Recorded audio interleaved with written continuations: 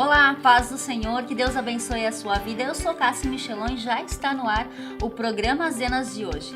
E no quadro Cá Entre Nós, meu convidado mais do que especial, Cleiton Fossá. Tudo bem, Cleiton? Tudo bem, Cássia. É um prazer estar aqui nesse programa, nesse projeto que para mim é uma verdadeira obra de Deus. Amém. Né? E estar hoje com você aqui para falar com o povo de Chapecó sobre a nossa vida e o nosso trabalho aqui na nossa cidade. Com certeza, é com essa figura que nós iniciamos o Cá Entre Nós de hoje, porque programa Zenas, a sua revista eletrônica que é presente de Deus oportunizando ideias, já está no ar.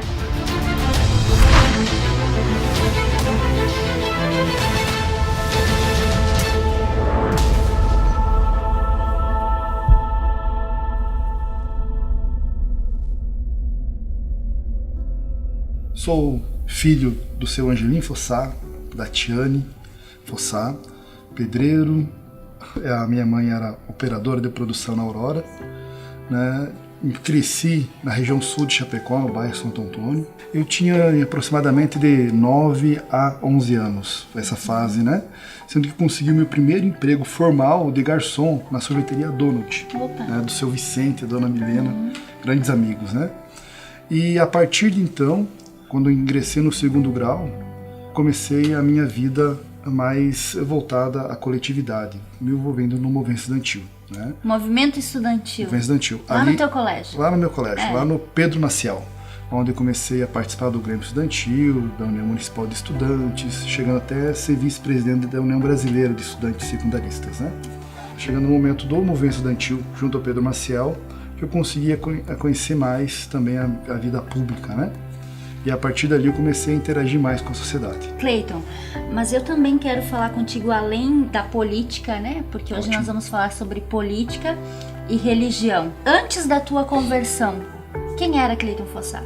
Ótimo. Sobre esse aspecto, Cleiton Fossá era criatura, não filho, né? Me autodominava ateu, mesmo não tendo conhecimento sobre ateísmo.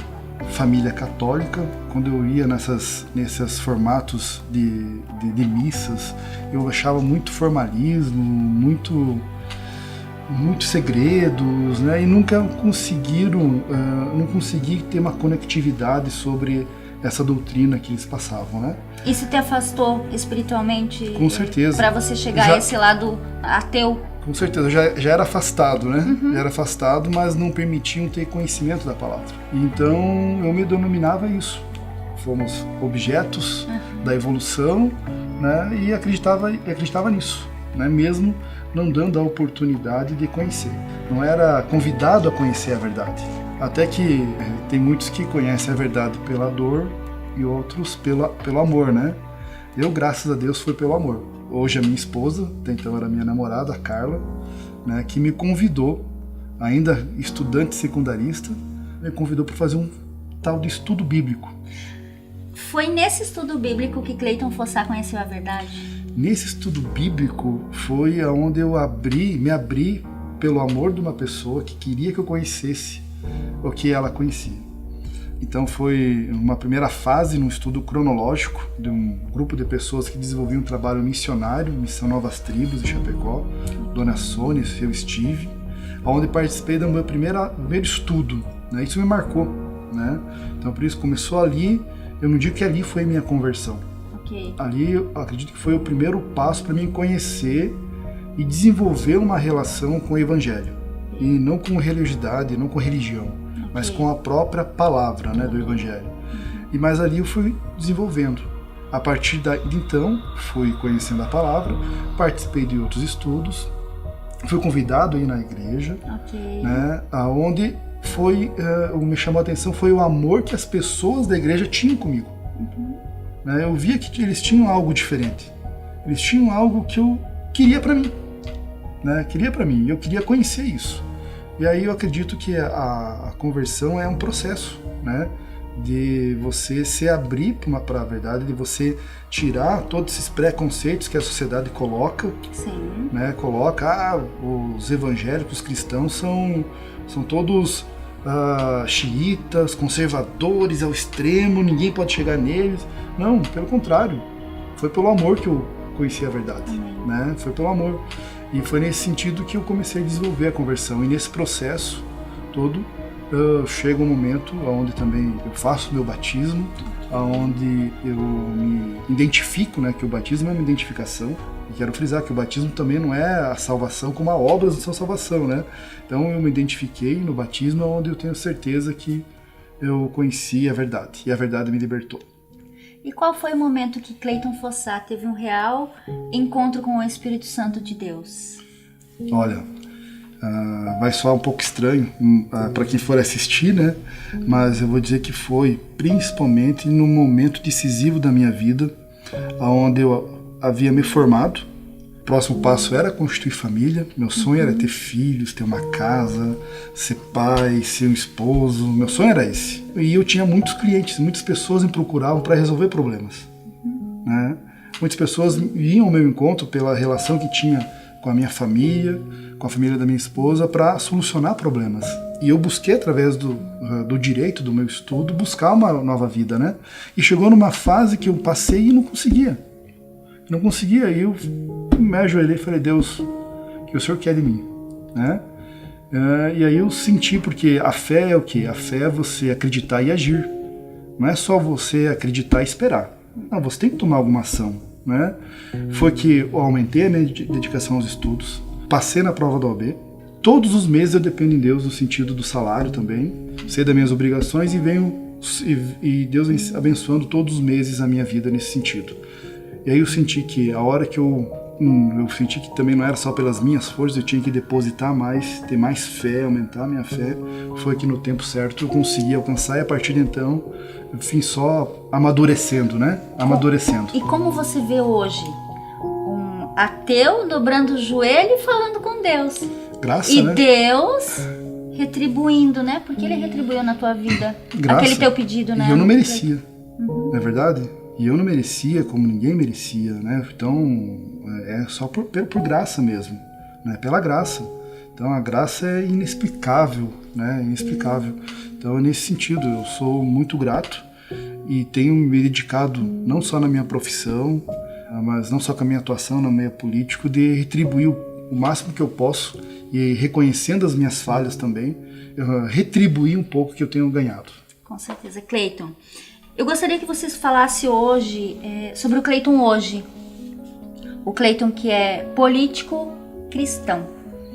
Olha só, é um desafio, né? Quero frisar que o Cleiton é um humano que deixou de ser criatura e virou filho, mas filho também comete equívocos, comete erros, e o princípio da humildade é reconhecer que erra, né?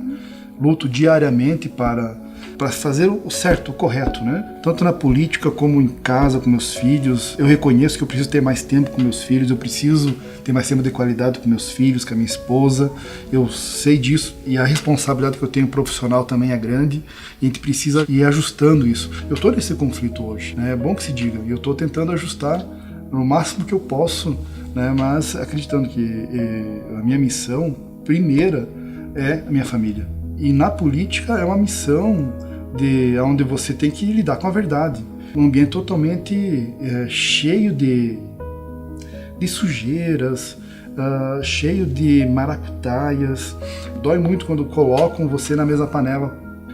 Mas você precisa não retribuir na mesma moeda, mas você tem que trabalhar, baixar a cabeça, continuar com o seu caminho, defender sempre a verdade, não fugir das suas responsabilidades, dos seus deveres, do seu testemunho, opinar quando tem que opinar e saber dividir as coisas, né? Reconhecer que a tribuna da Câmara de Vereadores não é o púlpito da igreja, e que o púlpito da igreja também não é a tribuna da Câmara de Vereadores. O púlpito da igreja não pode ser um palanque eleitoral onde se busca votos através da fé das pessoas. Porém, a sua vida cristã precisa refletir na sua vida política. Com certeza. Com toda a questão ali da conduta de um cristão, como a Bíblia nos manda ser, não é, Cleiton? Quando você tem que votar algo que você tem convicção, que é em defesa da moralidade, da ética, que é para combater a corrupção, tu tem que votar. Doa quem doer. Doa quem doer. E aí dói vendo uns que se dizem cristãos, não só em Chapecó, mas no Brasil, votando para defender a imoralidade. né? Então isso dói muito. Então esse é o conflito atual, mas que todo dia eu oro e entrego o dia para Deus, reconhecendo que muitas vezes, por ser humano, né, a gente comete equívocos e é necessário às vezes exercitar o pedido de perdão, reconhecer os erros, se arrepender dos erros. E essa é a vida do verdadeiro cristão, né? O cristão é aquele que reconhece suas falhas, né? Cleiton, palavra, uma resposta, uma pergunta, uma resposta. Vamos lá. Atitude. Testemunho. Testemunho, dia a dia. Deveres. Obrigação. Né? Do cristão é obrigação. E do político? É a responsabilidade. Hoje, com o descrédito que a sociedade possui, né? Você tem que ser verdadeiro. Senão tu é mais um daqueles que não falam a verdade. Né? E a política é a ciência de fazer o bem coletivo, né, para todos, sem olhar cor, raça, né, bandeira partidária. E os sonhos? Hoje, os sonhos do Cleiton, como político, como advogado, como pai, como cristão. Como cristão é ser arrebatado. Amém. Acho que creio que de todos nós, né? Esse é o maior sonho. Ser arrebatado, mas se tiver que passar pela tribulação, enfrentar e não negar a verdade, não negar Jesus até estar com Ele, né? Como cristão.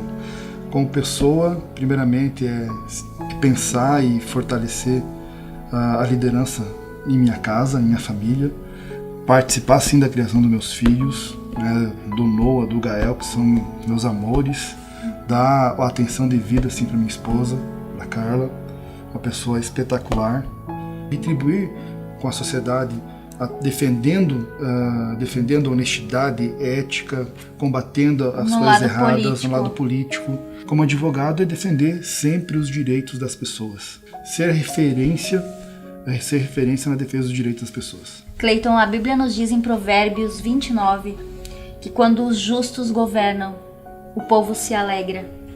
Disserta um pouquinho pra gente. Nós sabemos que esse mundo é do maligno, né? Não veio dominar porque a igreja ainda é forte. Mas vai chegar o momento dele. E nós vamos ter que estar preparados enquanto igreja.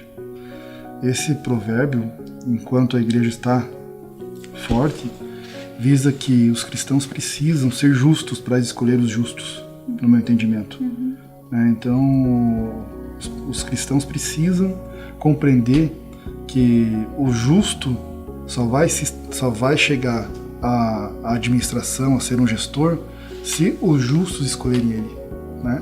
Então, o papel principalmente, eu digo, dos eleitores, né, dos eleitores cristãos, é esse. É ser justos na escolha. Cleiton, você faz parte de uma comissão de missionários, né? Eu não sou missionário, eu faço parte, tenho hoje, congrego numa igreja, que é um projeto missionário, onde está à frente o pastor Newton e o pastor Marciano Bavaresco. O Marciano faz parte da Missão Novas Tribos, né, onde a Missão Novas Tribos está espalhada no mundo. E aqui em Chapecó foi desenvolvido um projeto missionário para levar o Evangelho, onde foi constituída uma igreja, sendo uma igreja cristocêntrica, e a minha oração é que eu seja uma verdadeira ferramenta nesse projeto também. E a mensagem que eu quero deixar para o telespectador é que valorizem a verdade, somente ela. E eu não podia deixar de citar, para mim, um dos principais versículos que mexeu e hoje o meu coração está cheio dele, né? Que é João 3,16, né? Aonde fala: porque Deus amou ao mundo de tal maneira que deu seu Filho unigênito para que todo que nele crê não pereça, mas tenha a vida eterna. Aí eu fico imaginando o amor de Deus. Qual é o amor? Cleiton teria esse amor de dar o filho Noah? Não. Então é um amor imensurável, inexplicável, não é verdade? Então deixa esse versículo e convido a todos que não conhecem a palavra, todos que não conhecem o Evangelho, que baixem a guarda, né? Baixem a guarda, tirem os preconceitos, deixem os preconceitos de lado, não olhem os erros das pessoas, mas enxerguem o esforço de algumas pessoas em querer fazer o que é certo, né? E venham, se dê essa oportunidade de conhecer o que é a palavra de Deus, que já está disponível de forma assim, acessível, de forma para todos, Deus, né? Graças a Deus aqui no nosso país, né? Que venham conhecer. Não importa a igreja, mas que participe de uma igreja que tenha como a verdade o evangelho, não experiências humanas, não experiências sobrenaturais, não teoria da prosperidade, não a doutrina do medo, né? Mas que tenham sim o evangelho como matriz, como referencial teórico, né? E que seja principalmente cristocêntrica, não é verdade? Okay. Então é essa mensagem que eu deixo, né? E me coloco de inteira disposição, através do meu mandato, através do meu escritório, através da pessoa Cleiton, sempre que o próximo precisar e eu for uma ferramenta, pode entrar em contato que eu estarei à disposição para ajudar. Cleiton, muito obrigado pela tua presença aqui no programa Zenas, no quadro Cá Entre Nós. Uma honra, uma alegria também recebê-lo e sinta-se em casa aqui no nosso meio. Olha, eu quero agradecer, desejar o maior sucesso para o programa Zena, Cássia, que você possa transformar esse programa numa verdadeira ferramenta, ferramenta do Evangelho, uma ferramenta de diálogo, uma ferramenta que leve conhecimento para as pessoas, que leve a verdade, né? Para mim, uma satisfação imensa, e quando quiser me chamar de novo, estou à disposição. Com certeza será chamado, Cleiton. Muito obrigado. Esse foi o nosso convidado de hoje aqui no quadro Cá Entre Nós, Cleiton Fossá.